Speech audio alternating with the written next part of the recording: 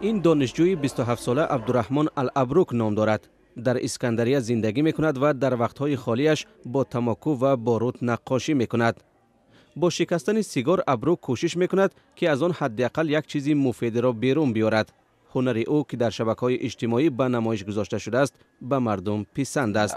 تا آن دمی که من در فیسبوک هنر خود را به نمایش نگذاشتم هیچ کس شبیه این را ندیده بود. اولین شرح چنین بود: استفاده مفید تماکو، پیامی عادی و این هم درست است، زیرا من میخواستم از چیزی که ضررآور دانسته می شود با فایده استفاده کنم. بالاخره من اصول را پیدا نمودم. شرح هایی که میگیرم یک رنگند، یعنی تماکو مفید شد. من خوشبختم که با آسانی توانستم فکر خود را برسانم. الابروک آدمان و جانوران را نقاشی می کند. قبلا برای این کار از قهوه، ریگ و نمک استفاده می کرد که زیاد نمی پاییدند. می خواستم هنرم عمر زیاد داشته باشد. وقتی با نمک رسم می کشیدم و در آخر آن می ریخت خیلی ناراحت می شدم.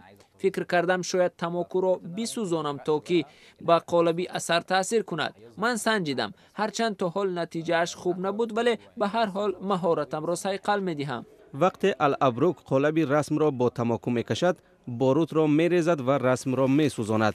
همین طریق صورت در روی کاغذ می چسبد. حجم صورت هر قدر کلان باشد، سیگار زیادتر استفاده می شود. برای یک اثر ابروک می تواند که تا 4 قطعه سیگار را صرف کند.